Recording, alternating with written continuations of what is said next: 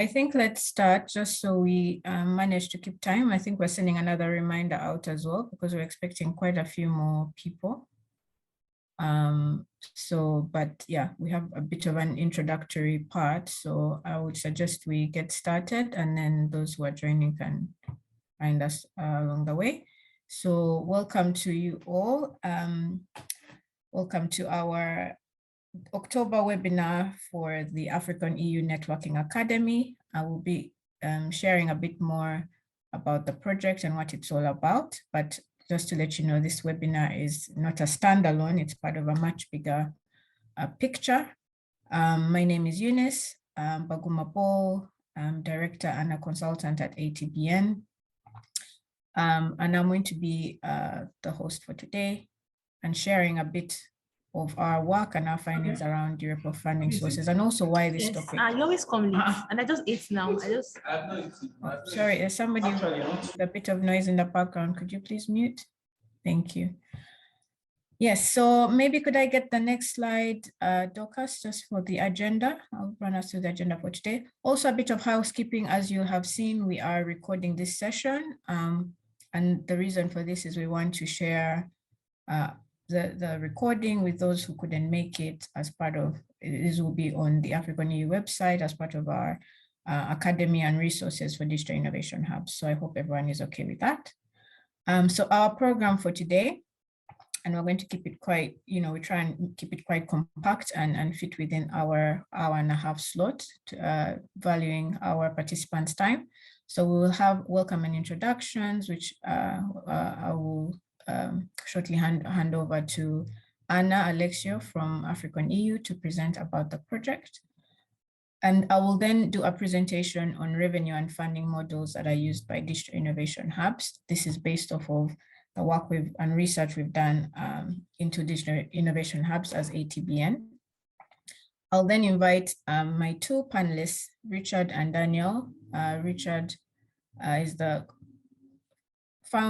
co-founder and lead at Outbox, and Daniel from Denson ICO Hub in Ghana.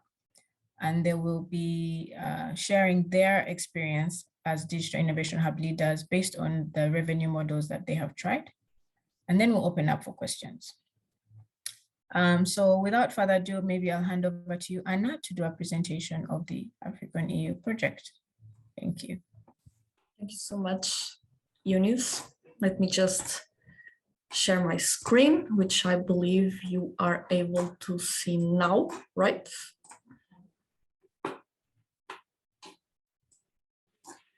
Okay, so first of all, hi everyone. Thank you so much for being here. My name is Ana Aleixo, and I'm here today on behalf of Inova+, which is the project coordinator of the AfriConEU project. And basically, I'm here to tell you a little bit more about not only our project, but also the networking academy of events that we are offering to you today and to which you can join. In case you didn't know, AfriConEU is a project funded under the European Union's Horizon 2020 Research and Innovation Program that started in February 2021 and will last until January 2024. The project was designed essentially to reinforce the collaboration between the Africa and European ecosystems and put them on an equal footing, which has been proved to be critical for accelerating the digital transformation and also contribute to sustainable economic growth of the both continents. So essentially what we set out to achieve with the project at its start was to create the first trans-continental networking academy to support both African and European digital innovation hubs in many fronts. So from capacity building to knowledge sharing, networking, collaboration, joint projects, and also venture development, for example. So this is quite ambitious, but I guarantee you that we are making it, and you will see in the slides ahead how we are doing this. But before you can have a look of the organizations that partake in our consortium, as you can see, AfriConEU is being implemented by 11 partners from 5 European countries and 4 African ones, being the African countries, of course, the ones that are being targeted in our project, and that are Nigeria, Uganda, Tanzania, and Ghana. If you want to know more about the AfriConEU partners, you can always go to our website, but I can already tell you that besides the geographical representation that you see here in this map, we also have a very broad type of organization which complements all the consortium competences. Our project is divided into 5 phases. So we already completed phase 1, where we basically decided and implemented research activities to develop a deep understanding of the targeted innovation ecosystems, as well as their needs and challenges, so that then in phase 2, we are able to develop the AfriConEU Academy by building upon these research outcomes. These 2 phases basically comprise the first year of the project and are already completed. So we are now in phase 3 that is dedicated to the rollout implementation of the AfriConEU Academy sub-programs, in which actually this webinar is included, and that will last for a period of more or less 2 years. So regarding phase 4, all the processes and the results will be monitored and assessed to then be used in this phase to also advocate to the uptake of the project outcomes by stakeholders from the innovation ecosystem, education, business, you name it. And finally, phase 5, it's more a horizontal phase that comprises a variety of the dissemination, awareness raising, communication, and exploitation activities. Okay, but what is the AfriConEU Networking Academy? Since AfriConEU intends to facilitate and also empower the digital innovation ecosystem in Africa, we created 2 flagship programs. One that is more focused on capacity building, and another one that is more focused on trans-continental partnership development. For the capacity building flagship program, this one is divided into 4 thematics that were identified as areas of main interest by the participants of our research activities in phase 1 and 2. So they are business development models and multi-actor approach, technology transfer of innovative technologies, startups financial support, and digital and entrepreneurial skills development. For each of them, we decided 5 webinars, 3 local workshops in the African countries, and also 2 online masterclasses that already started in May of this year.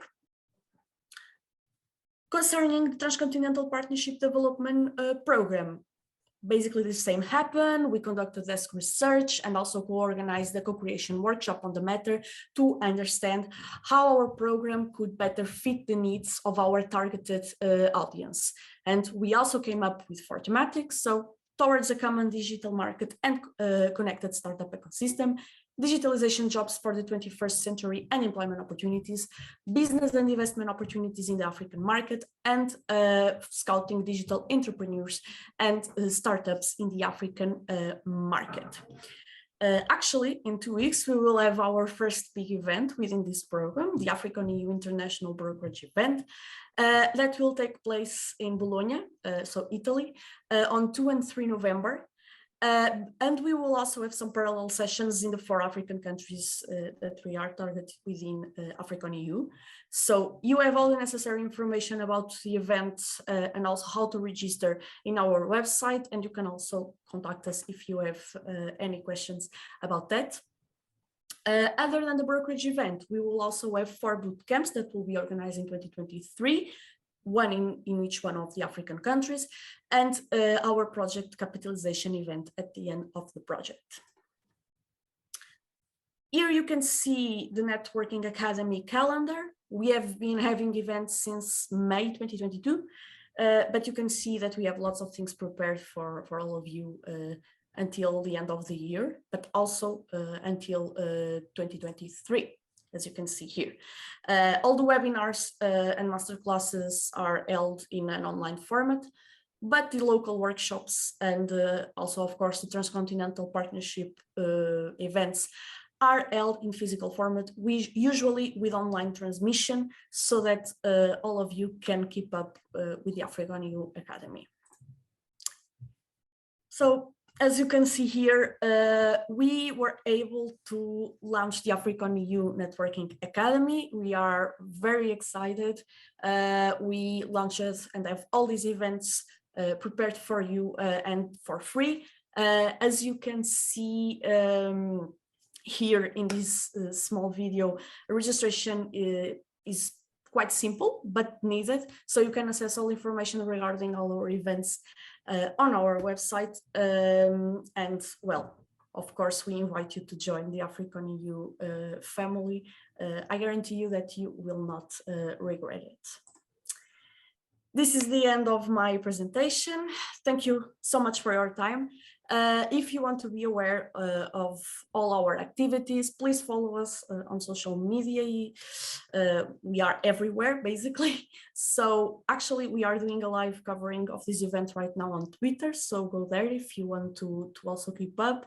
You can also subscribe our newsletter to be constantly updated and reach to our website to know what opportunities we may have for you.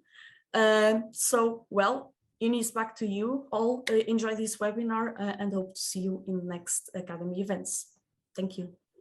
Thank you, Anna. Thanks for that introduction. I'm now also going to share my screen. Move us along. I'm sorry, 1 second.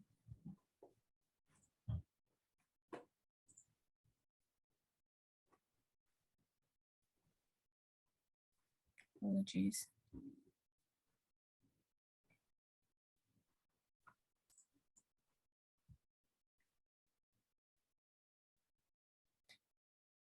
Okay, so I know I briefly introduced myself, but I thought it would be good to give a proper introduction before I delve into my presentation. So I'm Director Eunice Bagumapol. I realized I didn't actually put my name there. A director and consultant at ATBN. I'm a specialist in social innovation, digital and gender inclusion. I have 12 years experience working in the space, in the intersection of sort of digital, international development, gender across the UK, Africa, and in the UK. Those are some of the African countries I have had the privilege of doing some work in. And I have a master's in social innovation from the University of Cambridge. So ATBN, we are a social impact organization working to enable inclusive digital transformation in Africa. We are based in the UK, so we really see our role as a supportive role. Our role is around supporting local actors, local hubs, local digital innovation ecosystem actors by being a connector, providing knowledge base and research, and also being a bridge towards the ecosystems within the UK and Europe. We have 3 pillars to our work. One, gender lens innovation, so looking at how we can drive gender inclusion within the digital economy in Africa, building stronger innovation ecosystems, and in this we support that through providing research and our expertise to support local sustainable innovation ecosystems. And the 3rd pillar is trans-continental partnerships, so being that connector and bridge, facilitating collaboration and knowledge sharing between Europe, Africa, and innovation actors around the world. And these are just some of the funders and partners we have worked with, as you can see there. So today's topic is durable funding sources for digital innovation hubs. Like I mentioned earlier when I was going through the agenda, I'm going to have a short presentation, just building or sharing some insights from our research that we did at ATBN into this topic. And then I'll be inviting 2 speakers to join me, Daniel Nang, who is Executive Director of Dance Innovation Social Organization in Ghana, and Richard Zulu, who is the founder and team lead at Outbox. These are actors who have worked in the innovation space in East and West Africa, respectively, and they'll be sharing their experiences setting up hubs, leading hubs, and what revenue funding sources have worked for them, what the lessons learned. But next, let me delve into providing a bit of background why we decided to have this session today. So So as part of our work laying the foundation for the AfriConEU project, we did a research to understand what were the needs of hubs. Our 4 focus countries are Nigeria, Ghana, Tanzania, and Uganda. So we spoke to 32 hub leaders in those countries, and we found that 65% of them, when they were indicating what is the yearly turnover of their hubs, indicated that it was less than $50,000 a year. So basically it gave us the idea that a lot of these hubs are actually quite young and still quite small. And actually another statistic, which I don't have here, showed that about 70% of them were less than 2 years old in their establishment. So funding is clearly still a major challenge for these digital innovation hubs. And top of the mind of many of the hub leaders we spoke to was, how do we make our operations sustainable? This is just, I won't read the whole thing, but this is just a quote from one of the knowledge experts and informants that we spoke to in Ghana. She's a co-founder of an organization called Social Enterprise Ghana, and she was basically saying that they did a research to understand the needs of hubs in Ghana, and they found that those that were doing well were those that had a commercial offering, or if they didn't have a commercial offering, they needed to really have a really strong brand or really strong funding partnerships that they developed over the years. But in order to build, those that were doing well were those who had built a regular revenue stream. So for some of them, this was consulting, doing feasibility studies, research, etc., and then taking the profits from their revenue into sort of supporting their hub activities that were supporting entrepreneurs, startups, and digital skills development. And she says that they found that hubs that were purely hubs, so purely focused on only running programs for entrepreneurs and startups, and if they didn't have solid fundraising expertise or networks, which obviously a lot of the young, newly established hubs that we spoke to didn't, then we found that those were really struggling. Their revenues fluctuated, and they were really, when the money for projects ran out, they were really struggling. So her main advice in terms of support for digital innovation hubs was, we need to figure out how we can resource hubs in a more sustainable way. And this is sort of some of the thinking that really is behind this presentation today, and the rationale for why we feel DHI, digital innovation hubs, need to build durable funding models. Another quote from a hub leader in Tanzania, and this, he was saying, hubs shouldn't only rely on donor money because this is not sustainable.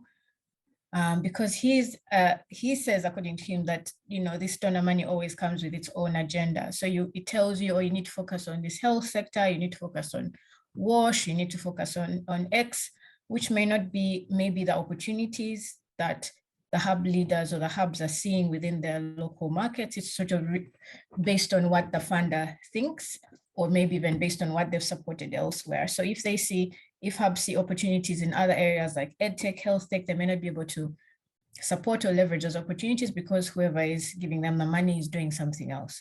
So again, this was one of the rationales we saw before was about just being able to survive as an organization is an important reason for hubs to have durable and more sustainable funding models.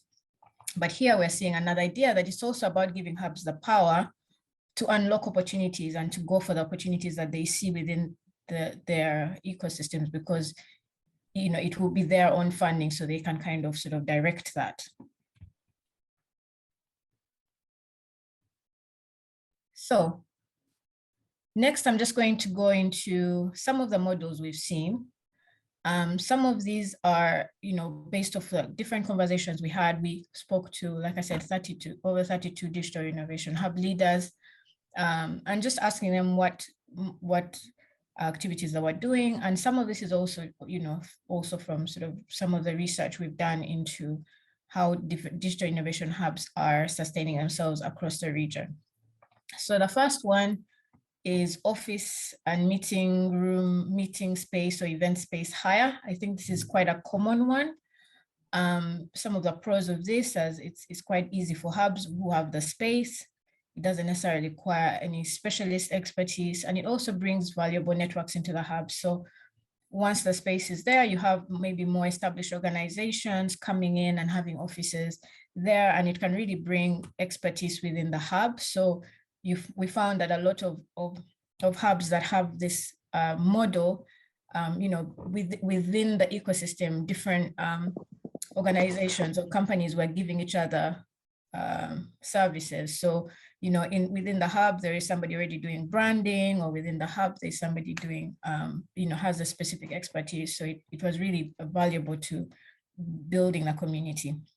Some of the cons of this model are obviously expensive rents and overheads. And this is, from what the conversations we've had, getting worse and worse in many of these African cities. Electricity, rent rates are really high. And in some of the markets, one of the leaders we talked to in Ghana, you have sometimes the landlords are asking for a year's rent in advance, which is very difficult for, obviously, hubs, maybe very difficult to acquire. There's also increasing a lot of competition. So this model of sort of co-working space has sort of taken off. We've seen it around the world. And so there are players coming in specifically to do this model. So it's not necessarily only hubs that are interested in supporting entrepreneurs and startups that are doing this, but there's companies that are actually trying to provide this as a service. So that's driven competition. And also the rise of remote working from home, virtual events has also kind of affected this as a sort of lucrative opportunity. The second one is business support services. So branding, digital marketing, communications. The pros, it's obviously very valuable to the startups within the hub community. As a hub, you have ready customers within the hubs, within your startups. It's also very marketable to SMEs and companies outside of the hub. So this is, expertise that a lot of businesses need in this day and age. So the cons, obviously, it's very competitive. There are a lot of people, a lot of agencies, a lot of people out there offering the same services. So being able to stand out and sort of compete requires, I guess, building up the skills and a lot of marketing, which may, again, take away energies of the digital hub from what their role is, which is sort of supporting entrepreneurs and startups. And the third model we'll talk about is technology services. And before I go into this, I'll just pause to say, please feel free to sort of type thoughts, comments. I know I'm talking about pros, cons, but if you have any also ideas on this, you want to add a pro, you want to add a con or something, please use the chat and continue to share your ideas as we go along. And then we'll pick those up when we get to the discussion and panel. So yeah, so the third model I was going to talk about is technology services, software development, website development, cloud services. Again, the pros, it's very valuable to the startups in the community, ready customers in the hub, marketable because they're also very much needed by SMEs and companies outside the hub. Cons, similarly, there's high competition. And also the cost of skilled talent, developers, cloud experts is quite high. So, getting the best developers, there's a lot of agencies out there focused specifically on these technological services, and they may have more money to pay for the talent and sort of take the best talent.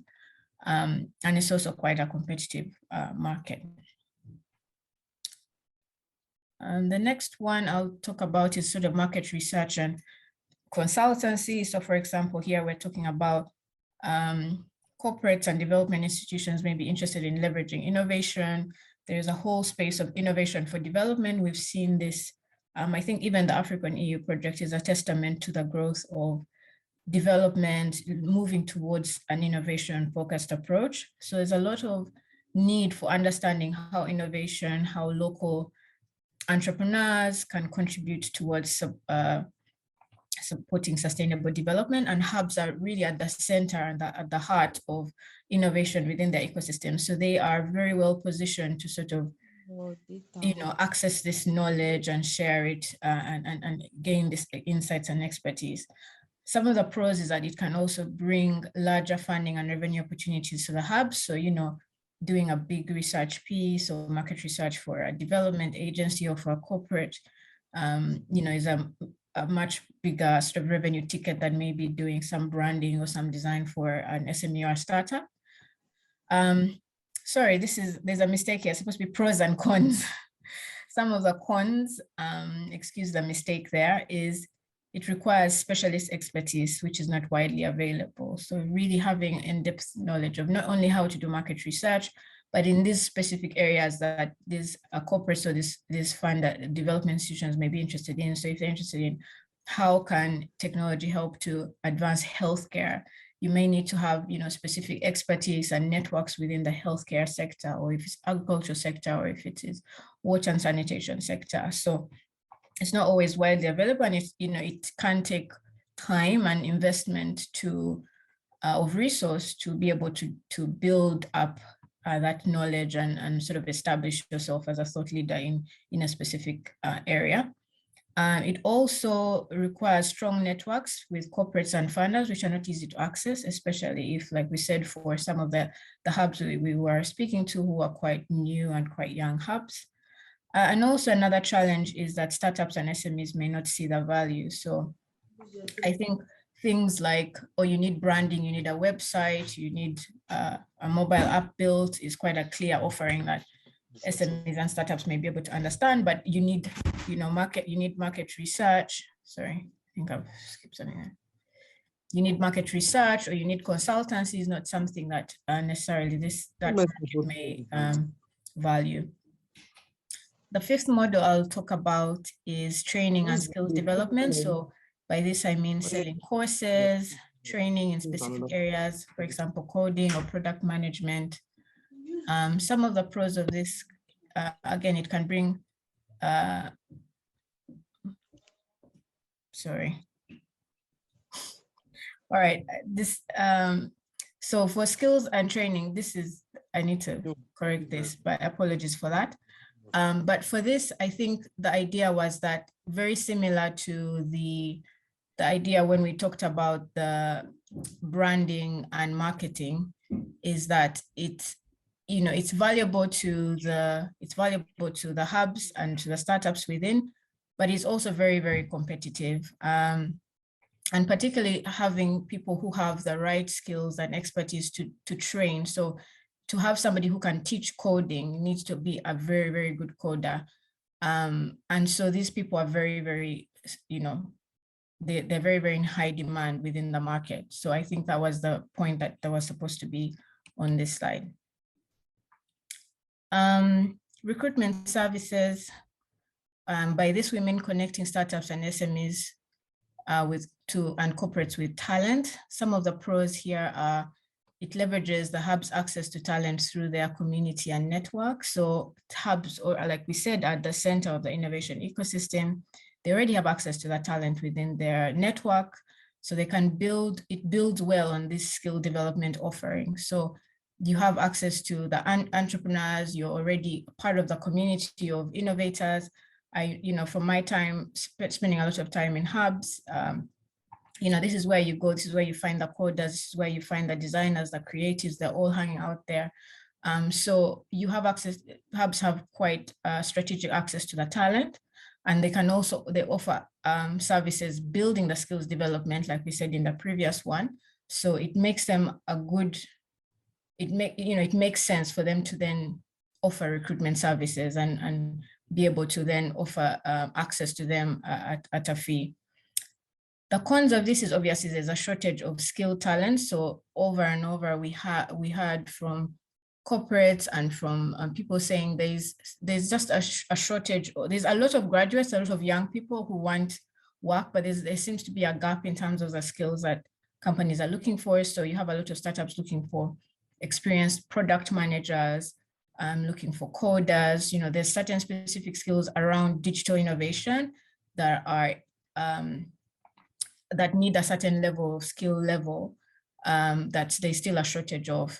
And as soon as you get to that level, they sort of get snapped up by some of the larger corporates. And also large organizations, many of them do their own recruitment. I think this is my second to last one.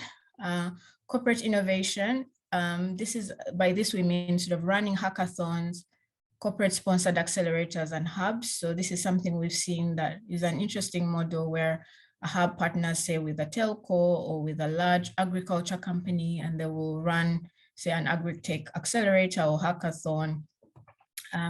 The pros of this is that it really builds synergies between startups and corporates, which can accelerate innovation and scale of solutions. So the startups have the ideas, they have the innovation, and the corporates have the networks, they have the access to markets. So for example, if you imagine a corporate partnering with, say, something like Unilever, who have, distribution points across. So you're looking at the fact that you can really help, solve supply chain issues or getting an innovation out into the market, and can really help innovations to scale.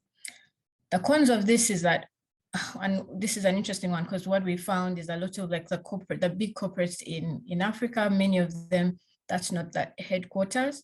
So you'll find that the decisions on new innovation may not necessarily being made at these regional offices, and therefore maybe the budgets for research and development for innovation may be not there. So a lot of the time, these regional offices are sort of implementing strategies that have been decided elsewhere. The other one is lack of trust between startups and corporates. So one of the things we found, and I think this was an issue some time back, for example, when there was a lot of complaints and people saying, oh, this telco is stealing our ideas, it's not letting us use an API, their APIs are not open, etc. So there's just, and obviously as a hub, it's quite sensitive because you're, I guess, supposed to be on the side of the entrepreneurs or the startups. It can make, I guess, the relationship a bit complicated. And then also corporates have started running these programs themselves. So before we saw a lot of these partnerships and hubs were sort of, this was their area of expertise. And then sometimes you have the corporates themselves saying, oh, we'll just run an accelerator program ourselves. So obviously that is, creates a challenge for hubs and makes the model not necessarily a promising one for hubs. So it just complicates it a bit more. And the last one is investment facilitation. So I mean, by this we mean success fees, or hubs taking success fees or equity in startups in return for help raising investment.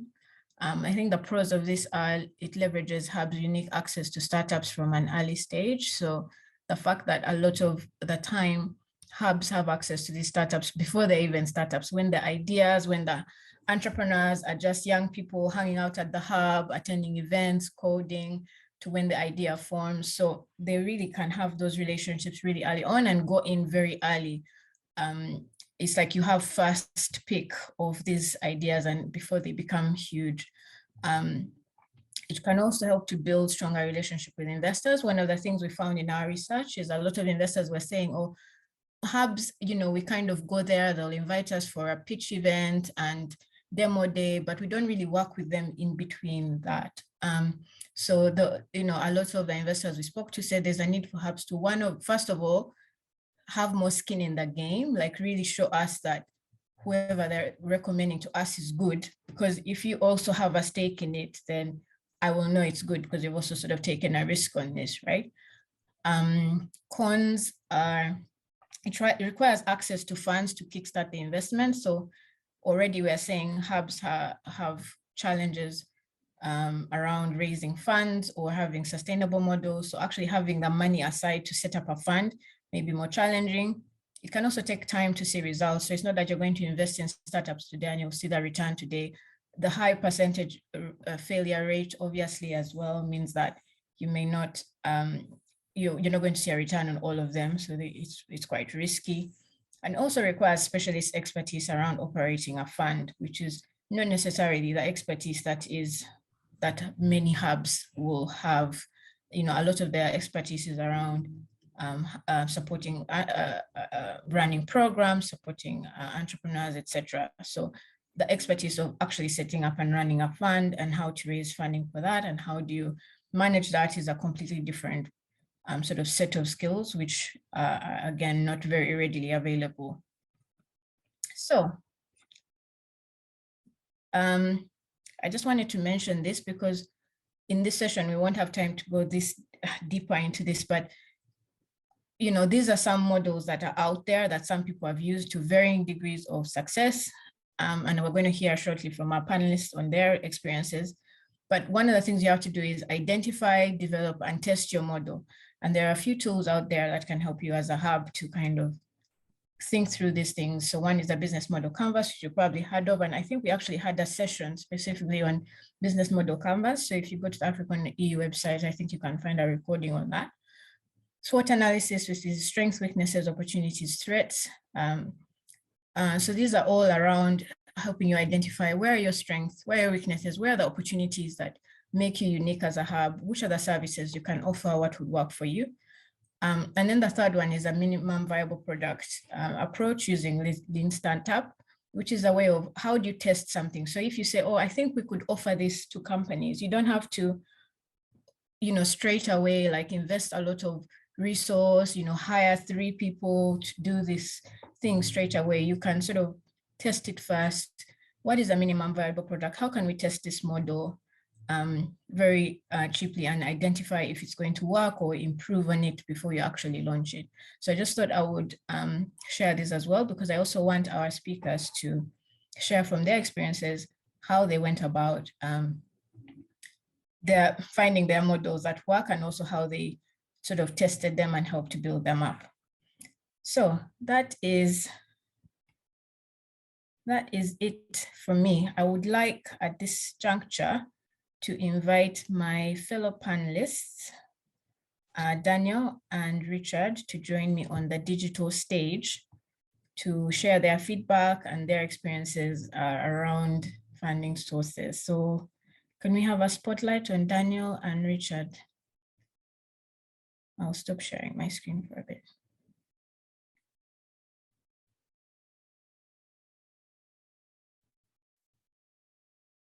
And Daniel, are you there? Daniel, are you there?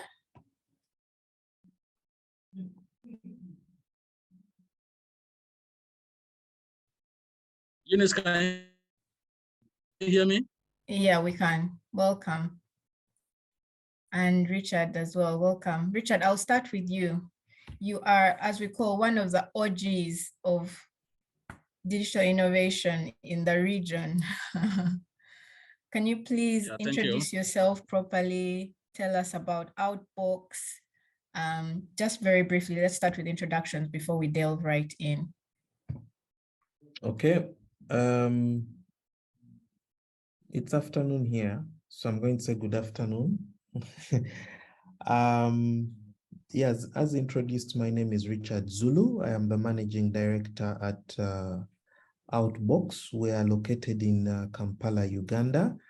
But basically, we are an entrepreneurship support organization that has been in existence here for 10 years with a very simple mission of bringing together the knowledge, the capital, the infrastructure, and the people that can enable entrepreneurs to build successful businesses. And this is largely done through our business advisory services, which are largely incubator and accelerator programs. So it's nice to be here. Thank you, Richard, and welcome. Daniel? Yeah, so good morning. It is morning here in Ghana. I think just like you said,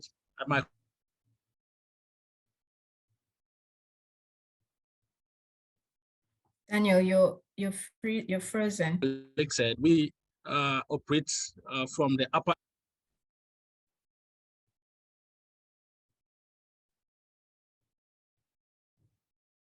Sorry, can you hear me now? I think we Hello? could hear you me? better without the video. Hello? Yeah, I think just that's fine. Just turn it off, I think. All right, go ahead, Daniel. Okay, that's fine. So we operate here in Ghana in the Upper East region and what we do is provide business support services to entrepreneurs and other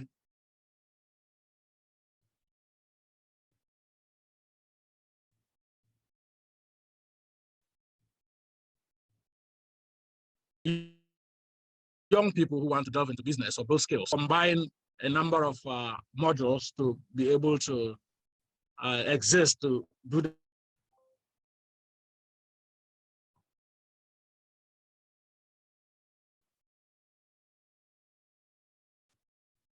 work that we wanted. And so maybe when we get there, I can delve deeper. Thank you. Yeah, your connection is not very good, Daniel. We lost a bit of that at the end there. I don't know if there's any other way around that, if you could try a different connection, but yeah, we struggled a bit to catch all of that.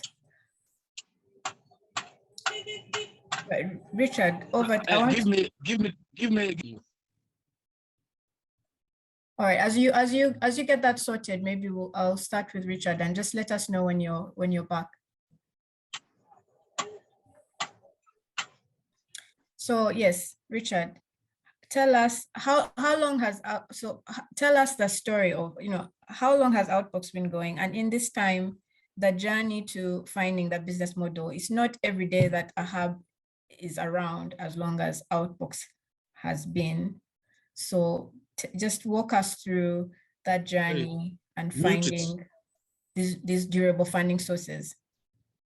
What have you tried? What did you learn along the way? Which of the models I talked about have you tried, and what worked for you?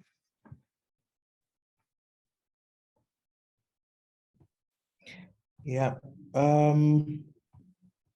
Yeah, it's not been easy, honestly, finding a model that works. Many times I sit and I wonder whether we found a model or not. For me, really, my desire is to have a model that, even if I'm sleeping, there's revenue coming in. So that's what I always promise myself as we move through our journey.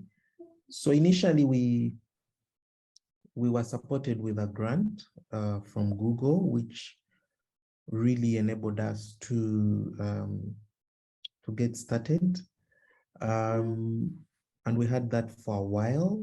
But of course, as you know, it's very hard to find a grant that covers a lot of your own expenses and expenditures and things like that. So we then experimented a bit with co-working space to kind of diversify our revenue model. That brought in some money, but it wasn't that much because when we started, we initially had shared space and not, the dedicated offices that one could charge at a premium. But still, that brought in some money to keep the lights on and pay for a few things here and there. Then throughout this journey, I think our aha moment came in when we incorporated technology advisory services into that, which is basically we asked ourselves, what have we been known for within this space since we opened, and how can we leverage that to stay sustainable? And for us, it was the aspect of the developer community, software developer community, because many people would walk in here asking, do you have software developers? I have this kind of work, software, and so on. And so for us, we saw that as an opportunity to build a practice and a fully fledged team to provide this as a service, because then we could blend our work with helping startups build very interesting business models with our knowledge of different tools, open source tools and practices that we do within the community, to package that and bundle it as a service, largely to government and development partners. So this really supported us, contributing to close to 60% of our revenues, which was, unrestricted financing. And then as the grant model started changing, the grants landscape changed, where we are not receiving as many grants, but we are looked at as service providers. So now what we're seeing is also this has built up a sizable pool of our revenue, where when you deliver service on business advisory, you actually earn some money off that. So the grants portion has reduced on our end, and we've seen that business support services not being given as grants for us to implement certain programs like NGOs, but being looked at as service providers has actually increased. Can you elaborate a bit on that, Richard? When you say you're now business service providers, business advisory, so give us an example of what are some of the business advisory services that you can deliver as a service provider versus as a grant? Sorry. Yeah, so previously, you know, you would have a partner who says, I have this amount of money and I would give it to you in advance to implement an incubator, let me say, on sexual reproductive health. Currently, that has changed to where the institutions that are coming to subsidize are looking at that as a service that's pegged to certain outcomes, not just for you to do an activity, but to demonstrate, okay, if you're running this initiative of supporting, you know, young people to come up with social innovations on sexual reproductive health, have you helped them build a proof of concept? What's the evidence of that? And then you get paid, meaning this payment is not restricted to you. So in that way, you're able to manage how you design the intervention because the money is coming from yourself and how much you save, right? So those milestones then turn into that. Then there's some partners who come and say, you have a pool of businesses and you've told me that X number are impacted by COVID. Can you help them raise follow-on funding? I'm willing to pay you this much if you hit these certain milestones, while still maybe subsidizing with risk capital. So it's a blend of financing where you're looked at as a service provider, but it's also packaged with some money towards the enterprises that you're supporting. Then you find that that technology advisory piece is, that business advisory piece for investments is what then you're paid for if you achieve certain outcomes, right? So then it moves away from, oh, I hosted a pitch day, oh, I did this, oh, I did this, which is the granting model, and more to outcomes, right? And you demonstrating those outcomes. So we've seen that landscape change that way with many partners. And so now, you know, we are looking at ourselves not just as an incubator, but what you would call maybe a business advisory firm, because of the nature of the landscape and what's demanded. Because the nature of the way we are set up, we are not an NGO. We are set up as, let me say, for-profit social enterprise. And so then that's how we are treated within the market. But because of the change in the landscape, we're seeing more and more actors, even in the development sector, trying to work with private sector this way. And this is where we come in because of that demand, our know-how in private sector, and how we bring that expertise into the type of work that we're doing. So for us, that has been quite insightful. We've tried with corporate innovation, but the money was, the investment was really not worth the time for us.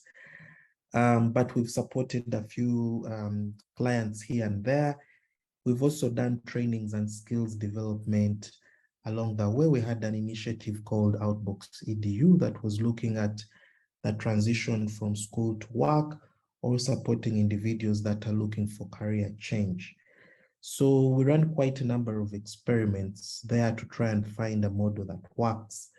But within the Ugandan market, we really came to appreciate how difficult it is to unlock some income from such an activity in comparison to other markets like Kenya. Sorry to interrupt you, but the thing is, I'm also, from Uganda, for those who can hear, probably, but, we spend a lot of money on education. So a lot of our, universities are private. So somebody would think there is a lot of money in skills development, but why do you think that market is not really there? So the skills development we were doing was geared towards software engineering and kind of taking these people in through a boot camp of approximately 4 months full time, and then trying to place them with work opportunities depending on their work readiness. And that's really, really expensive compared to you supporting an entrepreneur in terms of digital marketing and things like that. So we subsidized a lot of the costs on our end, but even with the subsidy, it was very difficult for people to honor the portion of how much they had to pay to participate in the program. So we then had to shut it down and kind of rethink how best we can play in this space, because the cost from the software engineering perspective of supporting one entrepreneur can almost come to $2,000 for that period of time. So, and no one can afford that in this market because they are comparing you to a university where the money they would pay in that period of time can possibly pay for a whole semester or things like that. So it became very challenging for us to sustain. So we had to, the impact was there, but the sustainability was the big part. So we asked ourselves, okay, maybe we had to have a better B2B play in terms of, how we charge companies for this talent. So there were very many experiments that we felt maybe we could run beyond focusing on this young person. But the other thing that we saw, if there is no sign of commitment from the individual skilling, it's very hard for you to just focus at the end and deliver very well. So that we packed for a while. So currently we're really looking at the technology advisory. We are looking at the business support services that we offer to both the partners in terms of program design and implementation. On the side of the entrepreneurs with business support services, I should say for our market, it's been early days with the type of entrepreneur we work with. The type of entrepreneur we work with is early stage. They're usually post-revenue. They haven't raised more than $300,000. They've been in existence for 2 to 3 years. Definitely, if you're post-revenue, you have a product or service in market. So we try to focus on the missing middle, which usually hasn't yet seen the demand, the value of the business support services. And our big bet is to work with them all the way to a point where we can enable a transaction and get something out of that. So we're starting to see a lot of them demanding for that support because they've been in our programs. They want us to support them, broker market relationships. We're building business cases and supporting on transactions with financing institutions. So we're also now experimenting with that on the side of entrepreneurs because we've now got a critical mass. It took us a while to find a program through which or intervention we could implement and run these experiments without being thought to leverage charity funds to make money out of that. So we had to balance that, but now the portfolio has grown. This year alone, we're supporting 150 businesses. So it's growing year on year. We believe we can, run as many of these experiments as possible. Thank you, Richard. That's really fascinating. And I have a lot more questions, but I wanted to bring in the perspective from Ghana. We seem to have lost Daniel. He's been sort of popping in. Are you back, Daniel? I am here. I'm here.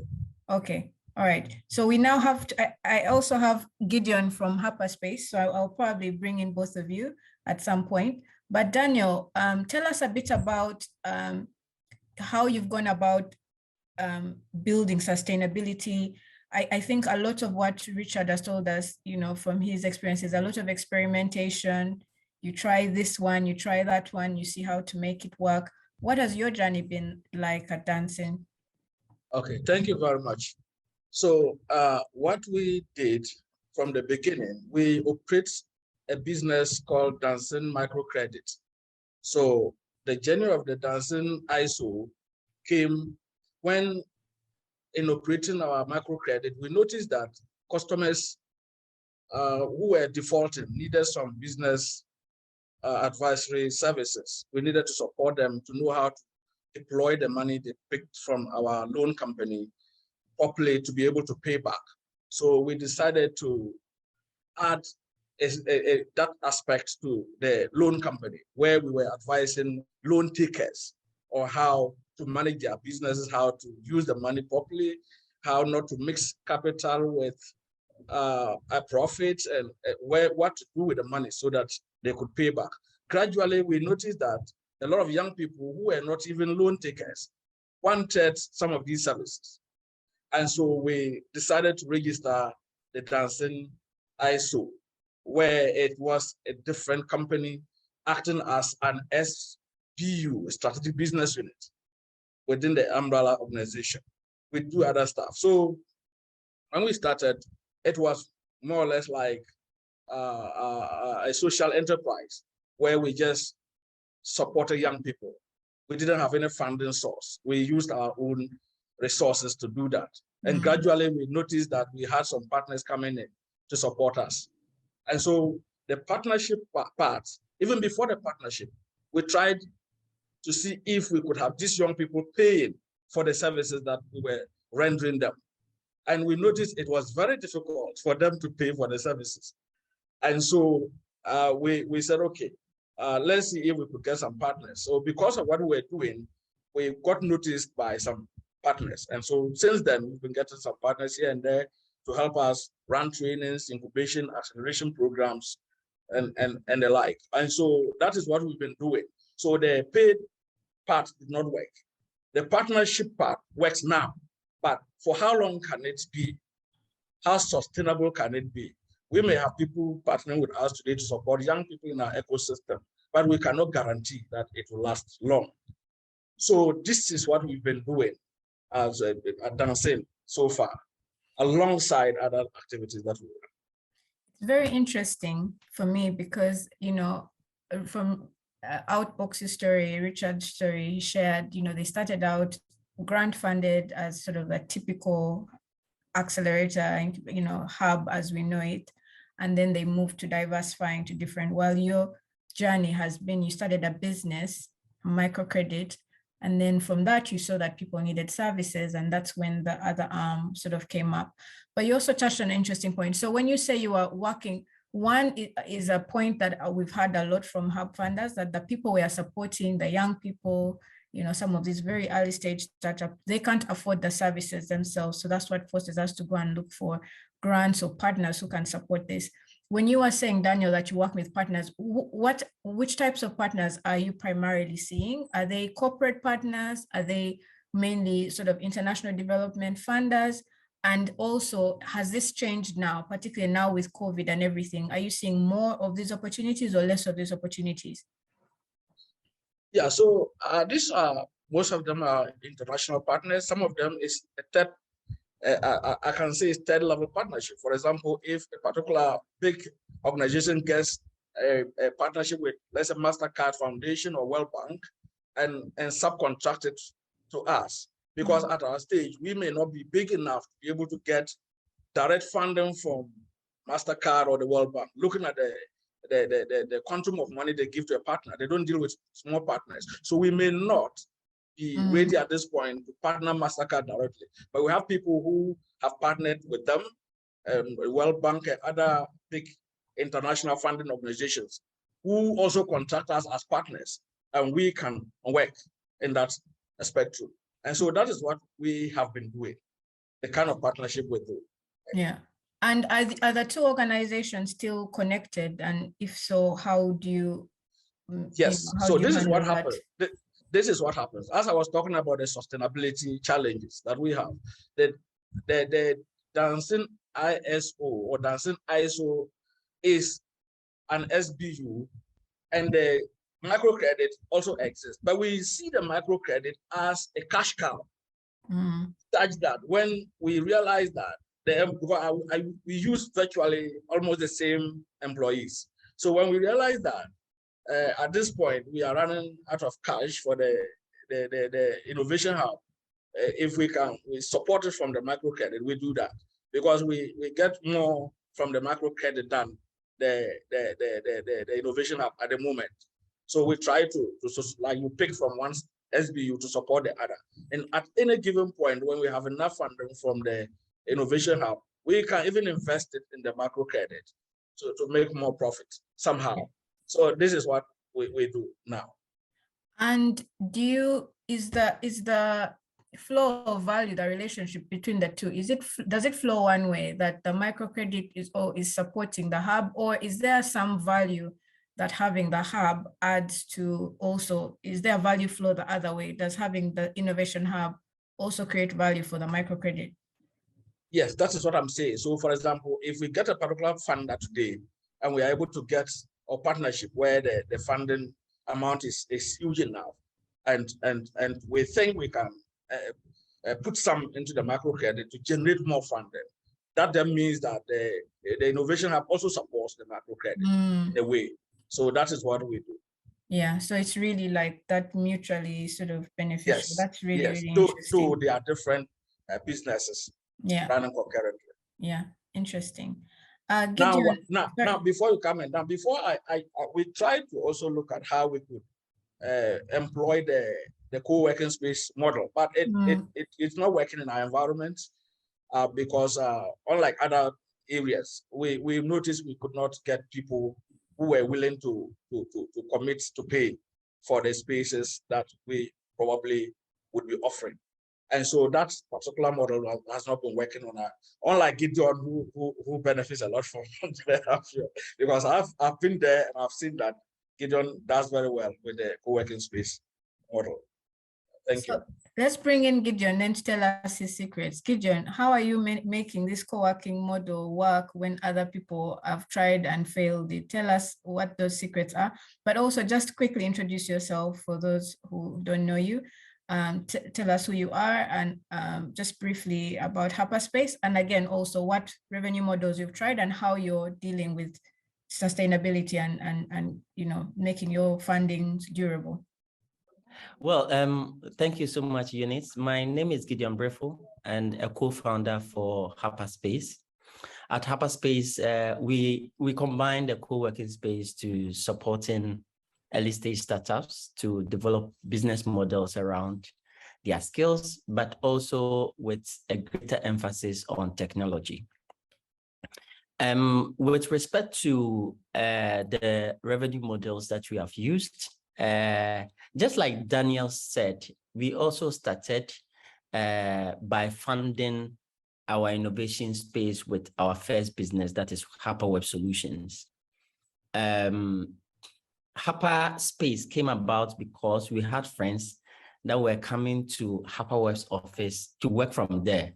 And the place was becoming crowded. So we thought of, okay, then why don't we get a bigger space where we can share space and be able to work together? But then after getting the bigger space and more people came in, we realized that people were asking for business support services. And so you get to work and you are distracted, focusing on a particular person's business the whole day. And so then we decided to bring in the model of also providing that as a service to the people that were in-house. And then that led to restarting our incubation programs and bringing all these things.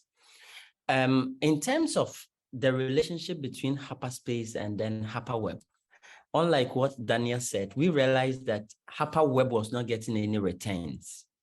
It was always about putting money into Hyperspace. And so from 2018, we kind of disassociated the two, that Hyperspace should be able to run on its own, and then HyperWeb continue to work with its model. Well, we since then have been dependent on donor funds, and then also working with some local organizations that are willing to use some of their corporate social responsibilities to support emerging startups to do that. Regarding the donor funding, in fact, since COVID came in, it has really slowed down. And in fact, it's even difficult to chase. One thing we have also realized is that each of them comes with some specifications that sometimes even deviate from our main objectives. And so we kind of keep hopping from one thing to the other. And so we are also now very careful what we go in for if it doesn't really match our set objectives. Regarding the co-working space, to a larger extent, if we compare, we can say that ours is working, but even it's not optimal. The reason is that we realized that our first location, we're finding it difficult to fill the office spaces that we have. It was because of location. And so we actually moved to the business center in Kumasi, where it's a priority area for businesses. And within the first month, we were oversubscribed. So our spaces are always full, but this is the danger. We pay in dollars. So if the dollar rates were stable in Ghana, we will be benefiting. But unfortunately now the dollar rates continue to rise.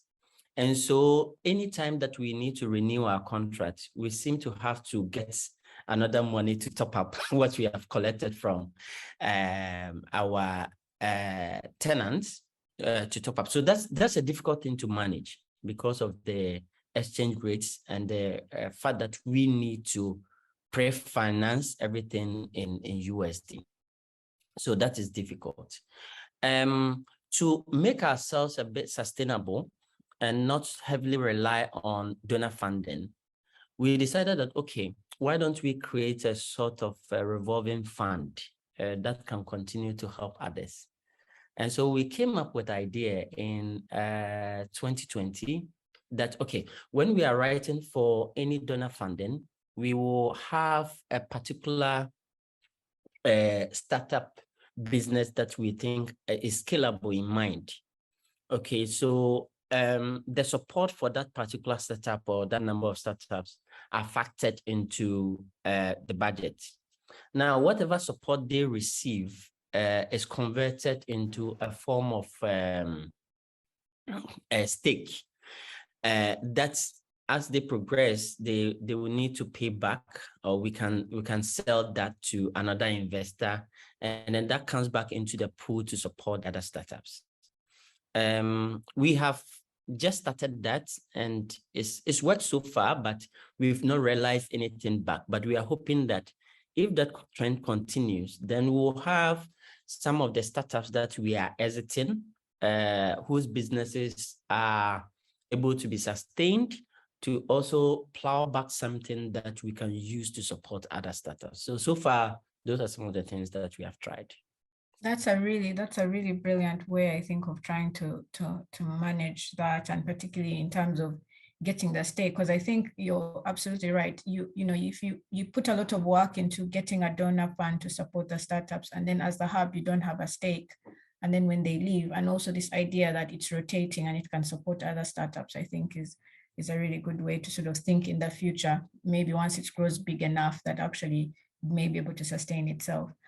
This is going to be my final question. I want to open up to the audience for their own questions.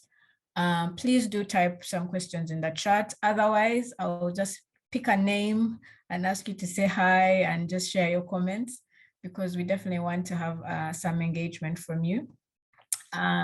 So right now on my screen, I see Damilola, I see Jude, I see Huzaifa, I see Joseph. So please have some question ready or type in the chat. Otherwise, I'll just, Josephine, I see. But yeah, this is my final question. And Richard, I wanted to bring you back in if you're still there. What is the future? I mean, we've talked a bit about the journeys, the learnings. I think one of the key takeaways is there's no one size fits all.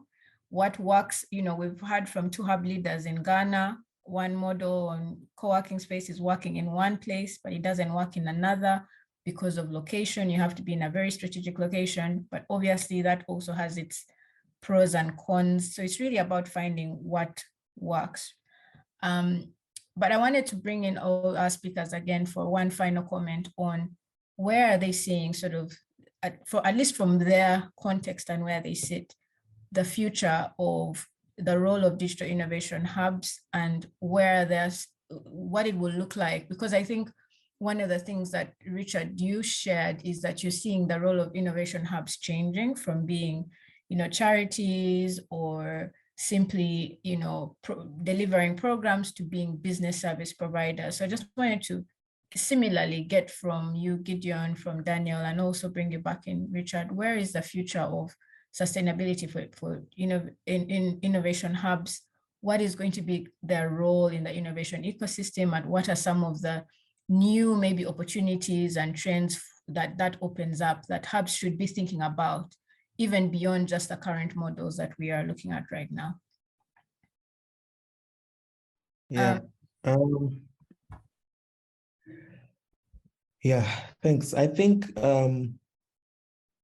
like any other business, we have to become resilient. And so I believe there will be more than one channel or stream within which an innovation hub can kind of become a bit more resilient. But if you look at the trend, we're now seeing the work traditionally done by innovation hubs being done by NGOs that always almost sometimes have no identity depending on someone's work plan. They say, oh, we can also do that. Oh, we can also do that, right?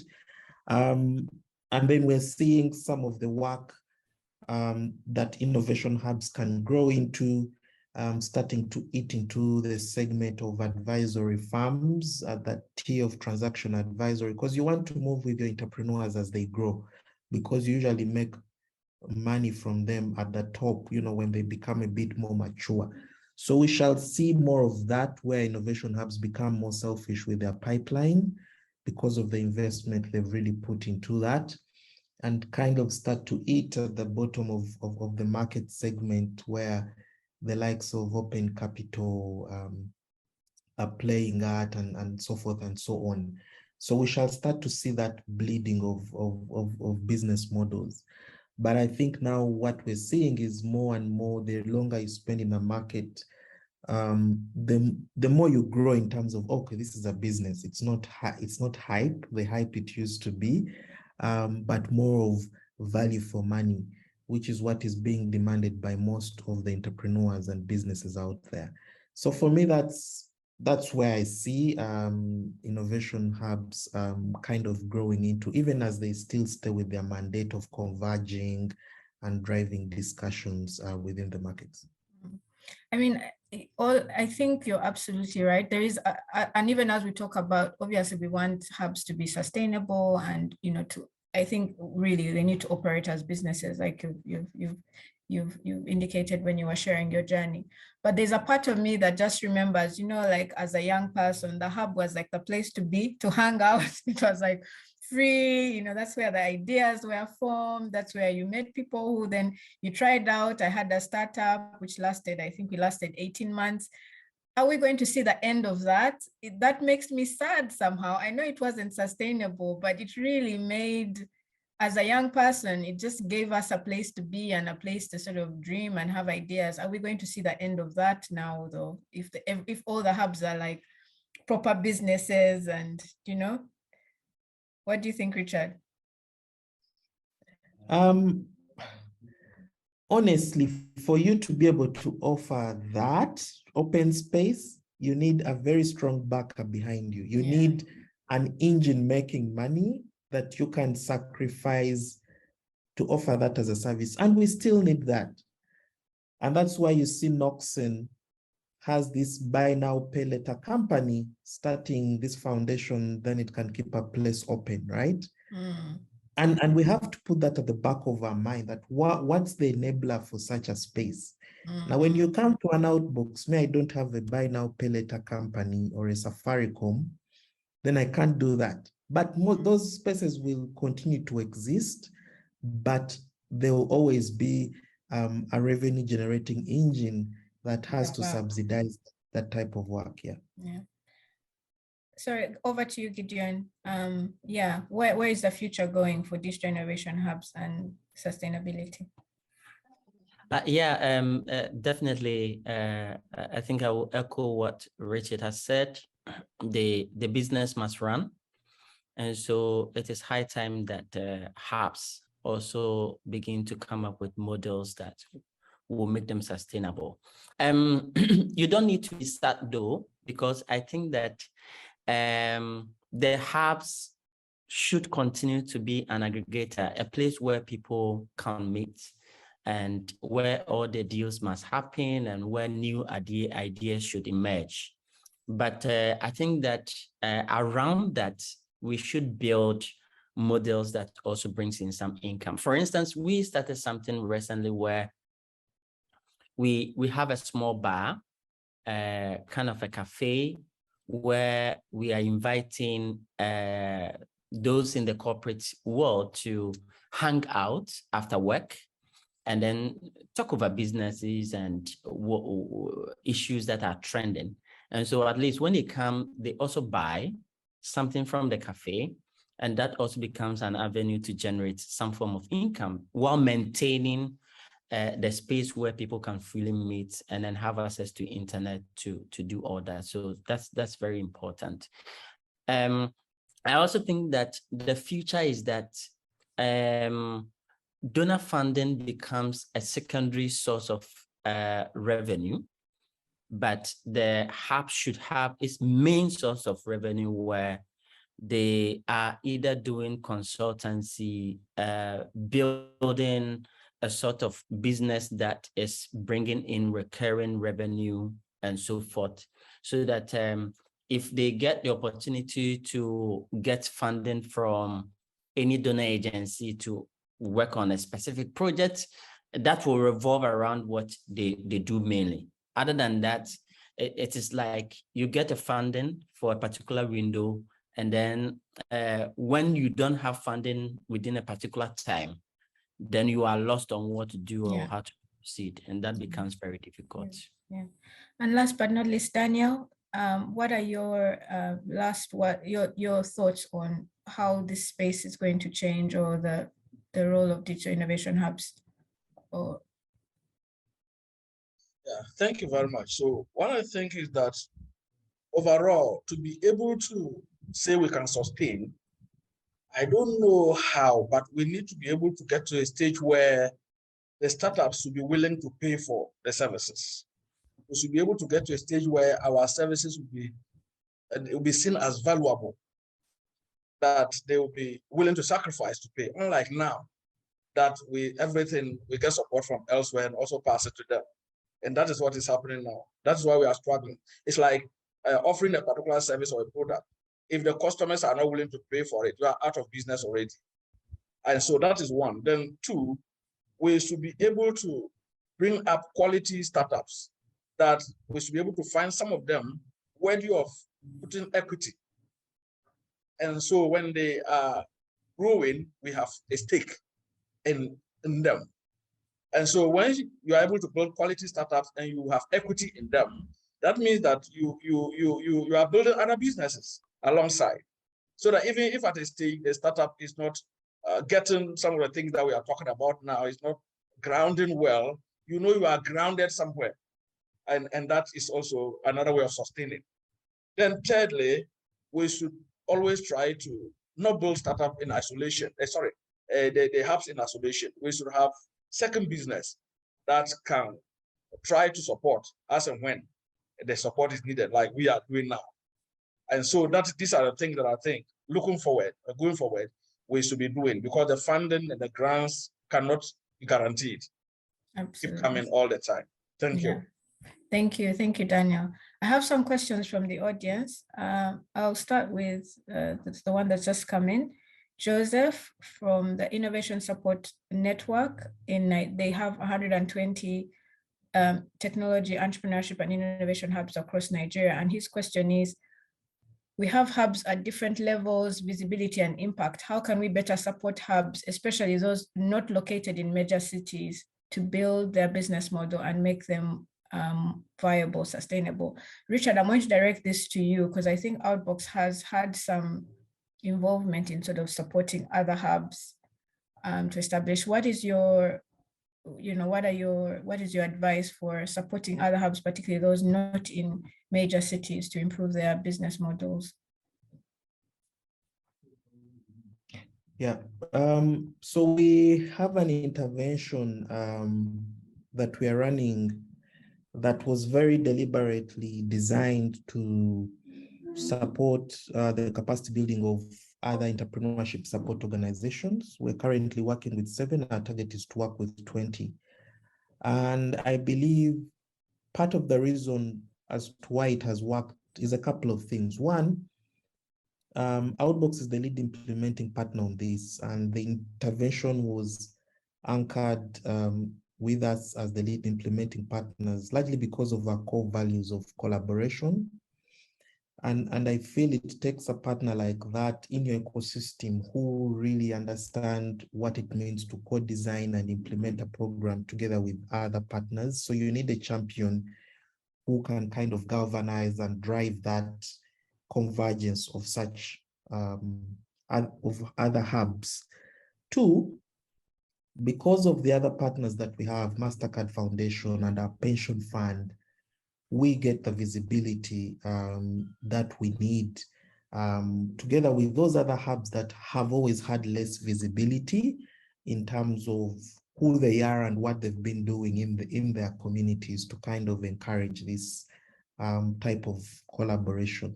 So for me, I believe it takes a champion, largely one who can bring together resources.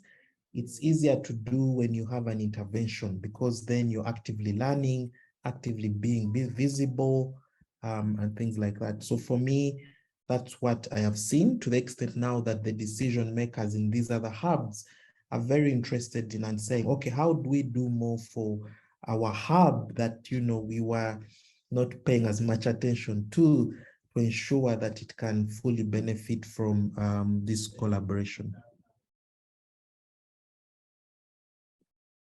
Absolutely, and I think Gideon has also posted in the chat that it's very important for the hubs in the cities and also that have been in the ecosystem for longer to sort of support those that are on the outskirts. But I also think some of the answer is in something that we said earlier, which is it's not about copy and paste because you saw a hub somewhere in the city doing X. It might work in the city because they, like Gideon was saying, with a co-working space, they put themselves in Central Business District, in Kumasi. And so it works there, but if you're not in that, then it's not going to work. So I think it's also about finding what is going to work for you and finding because you're in the community, you have access to, sort of some of the things that some of these development partners are looking for, right? To really, really have access to people at the grassroots. So how do you leverage that then? We have time for one question. I've realized I've actually overrun because we were enjoying this conversation a bit too much, but I'll pass it to Daniel and to Gideon this one. How do you see, this one is from Maria from Tanzania, Mary from Tanzania. Do you think do you think to work out of your country so that your skills and experience can be heard and shared with other countries? I think maybe that's a quick answer, Gideon, in terms of AfriConEU.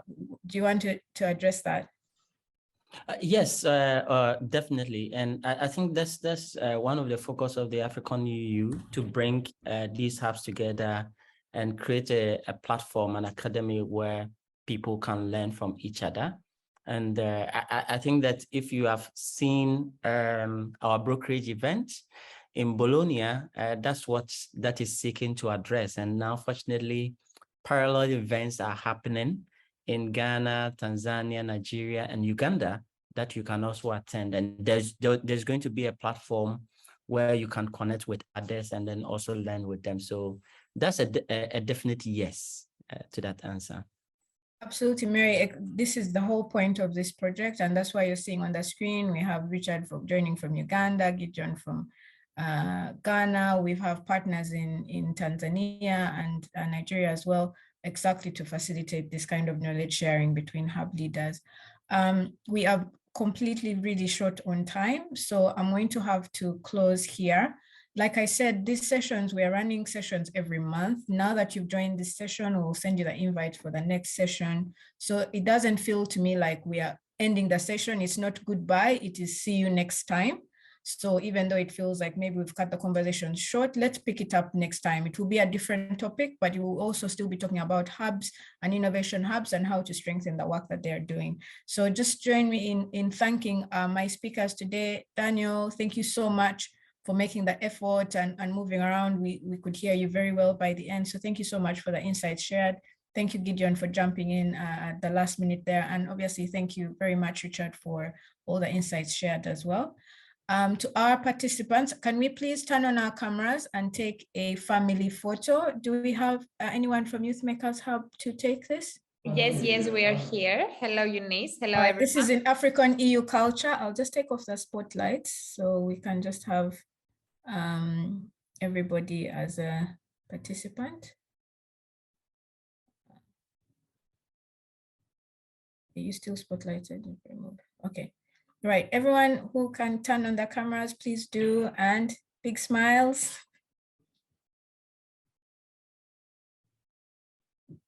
Thank you very much. Thank you. And we have one more thing for those of you. We just have a short survey form. Like I said, this is part of a series of sessions, and we always want to know that these discussions are having an impact if you're learning and taking knowledge away. So before you leave, I kindly ask you to take 2 minutes to go on that form and fill it out. Give us feedback on this session. What have you learned? How is it going to help you? This can really help us to improve our sessions going forward. And once you finish the form, please type in the chat and say, done. So then I can sort of thank you and wave you off. I'll just be sitting here over the next 5 minutes as you complete these forms for us.